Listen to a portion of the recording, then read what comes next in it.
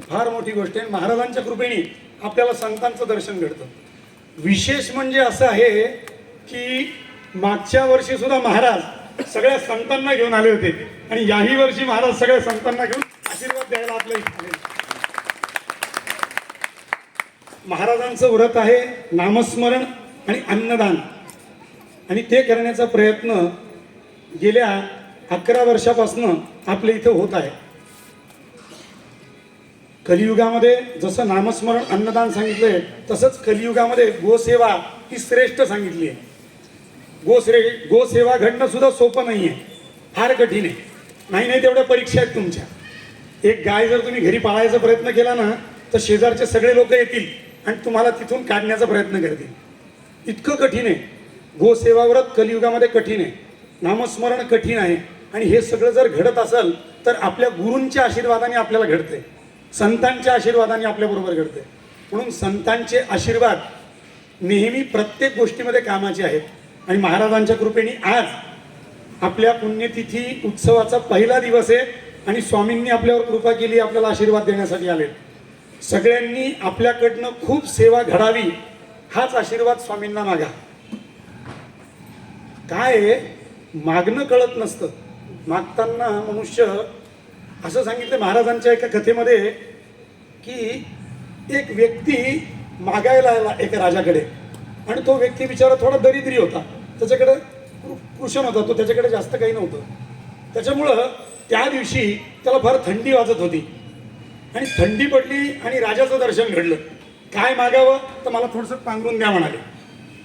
राजाने विचारलं होतं की तू जे मागशील तुला देतो, आणि यांनी सांगितलं की मला एक पांघरून द्या म्हणाले. राजा अर्ध राज्य सुद्धा देऊ शकत होता, बरोबर आहे. म्हणून काय मागावं हे आपल्याला कळत नाही, म्हणून मागूच नाही, त्यांच्यावर सोडावं की ते आपल्याला काय आशीर्वाद देतात. म्हणून त्यांच्या चरणी आज आशीर्वाद मागा की महाराज आम्हाला संत समागम घडो, आम्हाला नामस्मरण घडो. सगळ्यांना दर्शन होईल. महाराजांकडनं थोडं प्रबोधन होईल. प्रबोधन झालं की सगळ्यांना दर्शन होईल.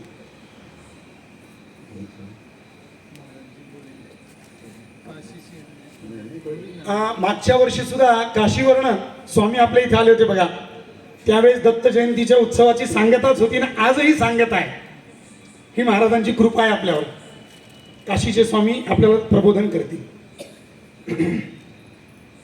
सदाशिवसमारम्भां शङ्कराचार्यमध्यमाम् अस्मदाचार्यपर्यन्तां वन्दे गुरुपरम्पराम्. जिह्वाग्रमोदाय करेण देवीं वामेन शत्रुं परिपीडयन्तीं गदाभिघातेन च दक्षिणेन पीताम्बराढ्यां द्विभुजां नमामि. पीताम्बराढ्यां द्विभुजां नमामि. पूज्य प्रातः स्मरणीय अर्चनीय वंदनीय हमारे जिन महापुरुषों की ये पुण्यतिथि है उसका ये प्रथम दिवस है, पावन दिवस है. प्रतिवर्ष की भांति हमारे महाराज श्री इस उत्सव को मनाते हैं. 2 बार ऐसा, दूसरी बार ये सौभाग्य मुझे प्राप्त हुआ है कि मैं आप लोगों के इस उत्सव में आकर के अपने को धन्य मानता हूँ. ये सुअवसर प्राप्त होता है पूज्य महाराज जी के चरण की कृपा से, पूज्य स्वामी वामदेव तीर्थ जी स्वामी जी की कृपा से इस क्षेत्र में आता हूँ और आप लोगों के भी दर्शन करके कृतार्थ होता हूँ. भगवान नाम स्मरण आपका जीवन है, तो मैं भगवान नाम का थोड़ा सा 1 मिनट स्मरण कराते हैं और उसके बाद जो कुछ उच्चिष्ट संतों का है मेरे पास वही आपके सामने प्रस्तुत करूँगा.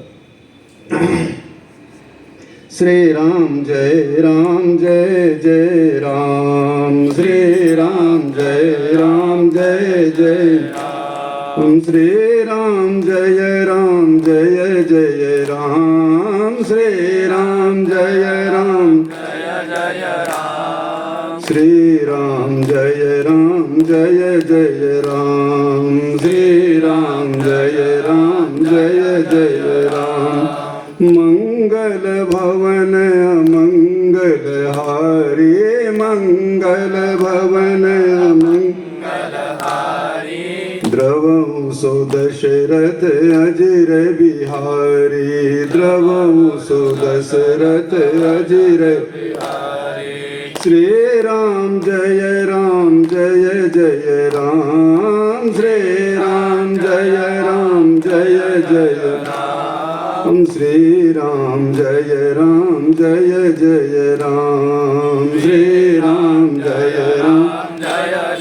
राम उमा कहूँ मैं अनुभव अपना उमा कहूँ मैं अनुभव अपना सत हरि भजन जगत सब सपना सत हरि भजन सब सपना श्री राम जय राम श्री राम जय राम श्री राम जय राम श्री राम जय राम।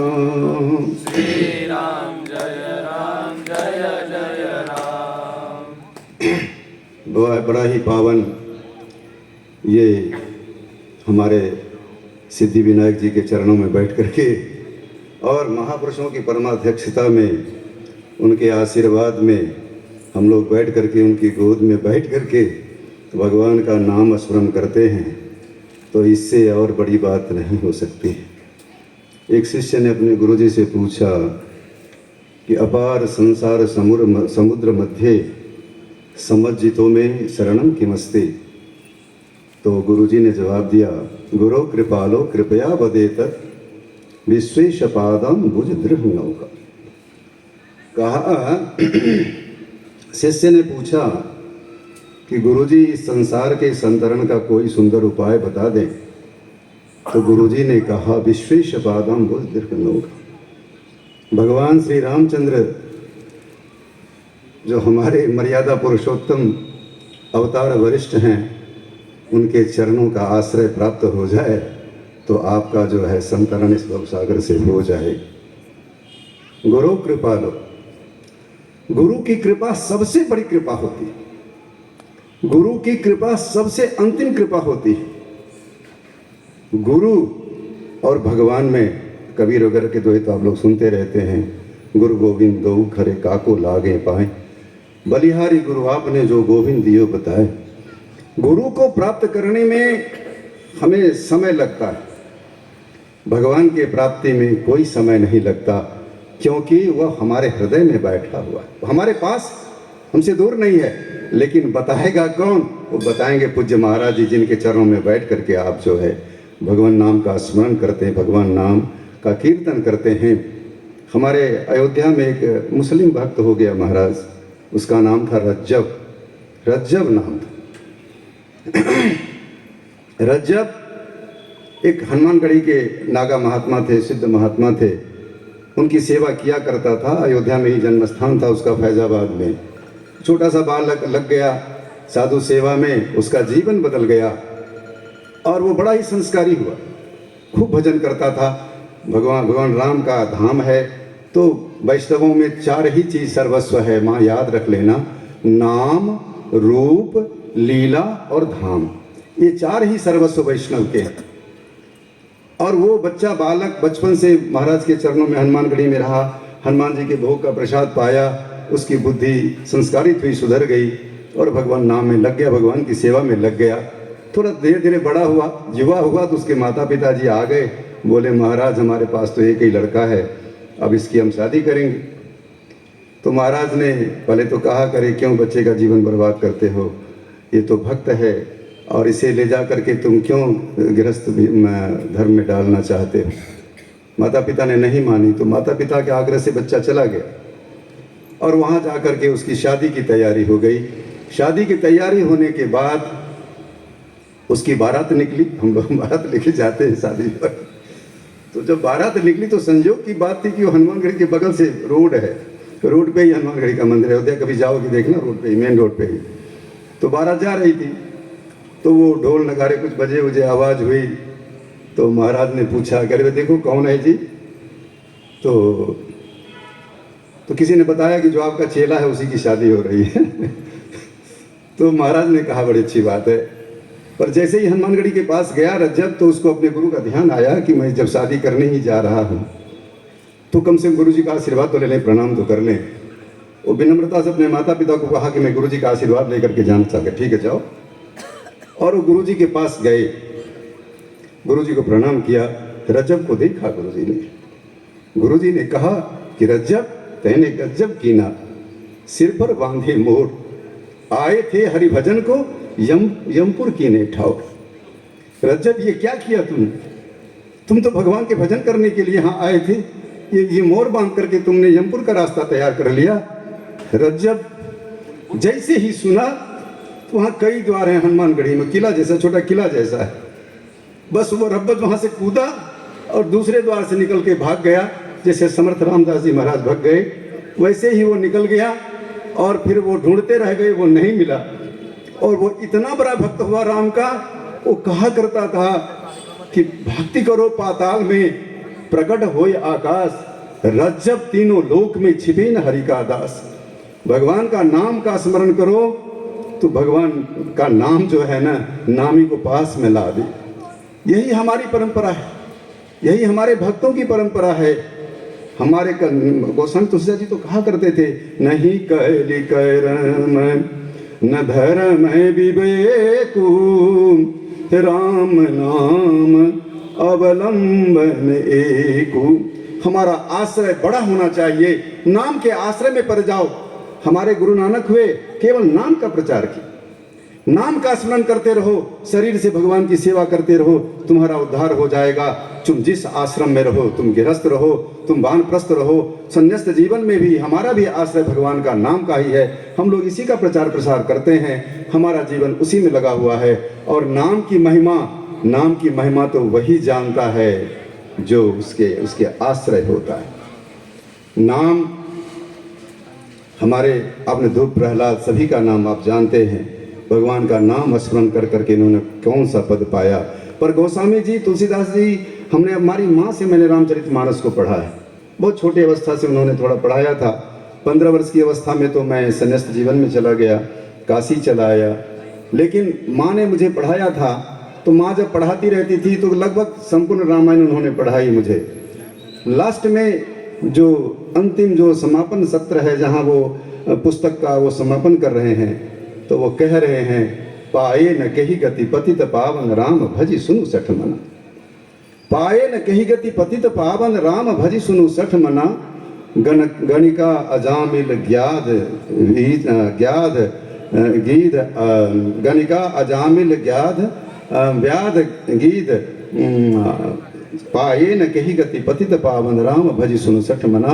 गणिका अजामिल व्याध गीद गजादि खल तारे घना। Abhir Yemen Kirat, Yemen Rajjab Yemen था, मुस्लिम था। हमारे यहाँ मुस्लिम भक्त भी हुए हैं जिन्होंने नाम की आराधना करके बहुत आगे गए। चित्रकूट में रहीमन भी मुस्लिम थे, मुस्लिम भक्त थे। यही तो छोड़िए, जिस औरंगजेब की समाधि आपके बगल में है, उनकी एक बेटी ताज थी। वो ताज भी भगवान कृष्ण की प्रिया थी। वो कृष्ण आजीवन शादी नहीं किया था उन्होंने, और भगवान कृष्ण को अपना जीवन समर्पित किया था। तो ये हमारा जो भक्ति का जो मार्ग है, 2 मार्ग हैं जीवन में तरने के लिए हमारे यहाँ। एक तो ज्ञान मार्ग है, दूसरा भक्ति मार्ग है। और कलिकाल में ज्ञान मार्ग की वैशिष्ट और विशेषता तो होगी, है भी, मैं नहीं उसका खंडन कर सकता। लेकिन भक्ति स्वतंत्र सकल गुण खानी,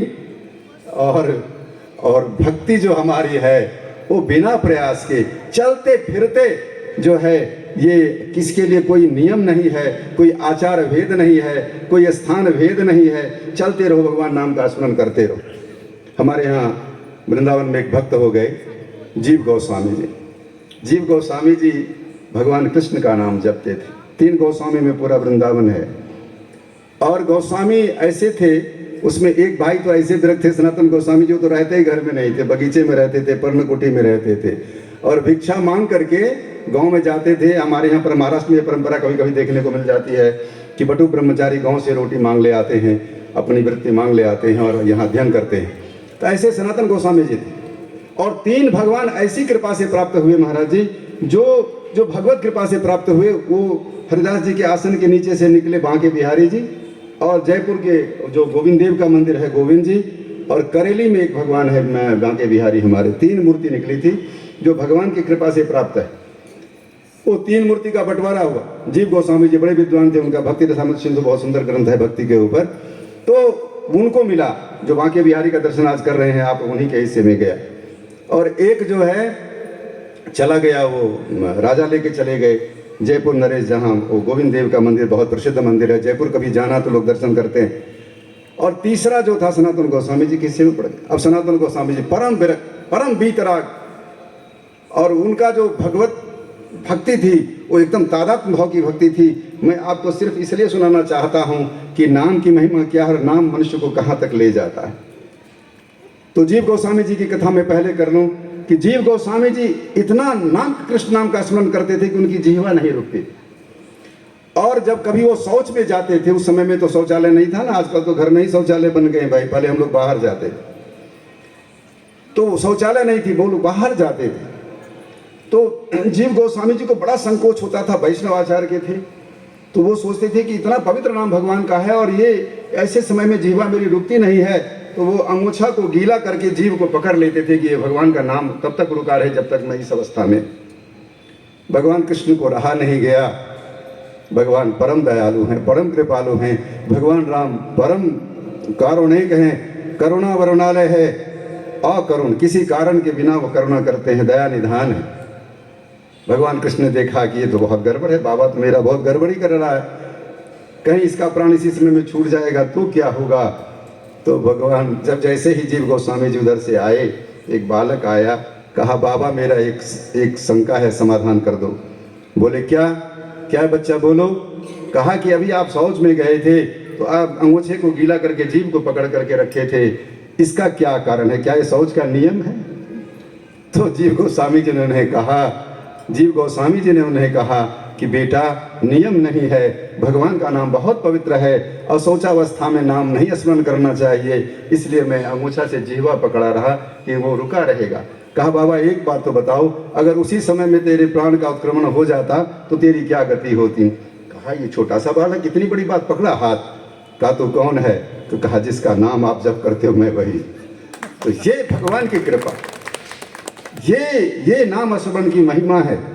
और दूसरे भाई जीव गोस्वामी, सनातन गोस्वामी जी ठाकुर जी की सेवा करते थे, भिक्षा मांग के लाते थे। वृंदावन में होता क्या है, बाजरा होता है और ये ज्वार वगैरह की रोटी मिल जाती है, कभी कभी छाछ मिल जाते हैं भिक्षा में, तो वो ले करके आते थे।